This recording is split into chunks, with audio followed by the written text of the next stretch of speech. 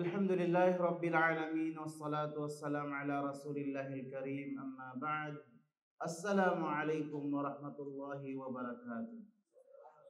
Alhamdulillah mga kapatid sa Islam, purihin natin ang dakilang Allah subhanahu wa ta'ala na patuloy tayong ginabayan at huwag tayong mapagod sa paggawa ng kabutihan. Lalo't lalo na ang kabutihan ito ay inuutos ng Allah subhanahu wa ta'ala at kanyang bibigyan ng gantimpala. Nararapat sa atin bilang isang alipin, huwag nating gawin ang mundo na ito na para bang bakasyonan natin or gawin nating magpa-relax. Ang mundo na ito ay maikli lamang. Maikli lamang ang pamumuhay at paninirahan natin dito. Hindi natin alam na kung kailan tayo tatalikod sa mundo na ito. Kaya nararapat sa atin na huwag tayong mapagod sa paggawa ng kabutihan. Kahit ang kabutihan na ito ay maliit lamang. Dahil katotohanan ng Allah subhanahu wa ta'ala, hindi niya sasayangin ang lahat ng ating ginawang kabutihan dito sa mundo. At kanyang bibigyan gantimpala sa kabilang buhay.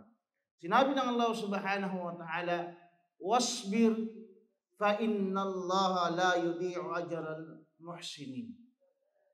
Sinabi ng Allah subhanahu wa ta'ala, magtiyaga ka, magtimpi ka, magsabar ka.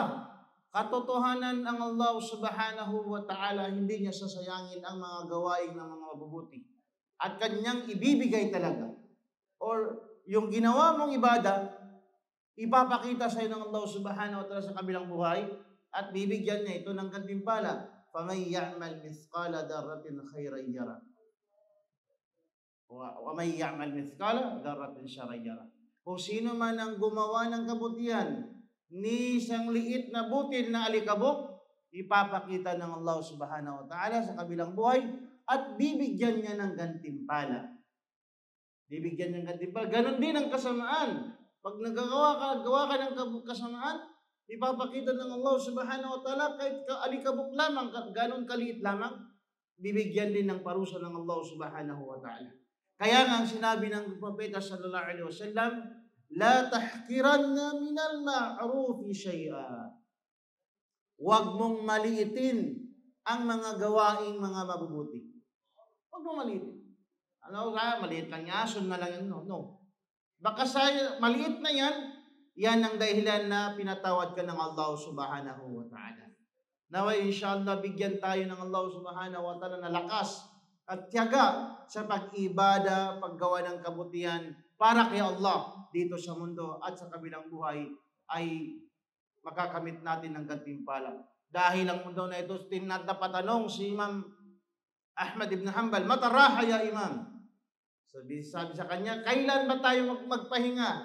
Ang sagot ng imam, pag tayo ay nakatapak na ang dalawang paa natin sa loob ng paraiso, doon pa lang tayo makakatikim ng ginhawa at pagre-relax. Dito sa mundo, wala tayong pahinga. Assalamualaikum warahmatullahi wabarakatuh.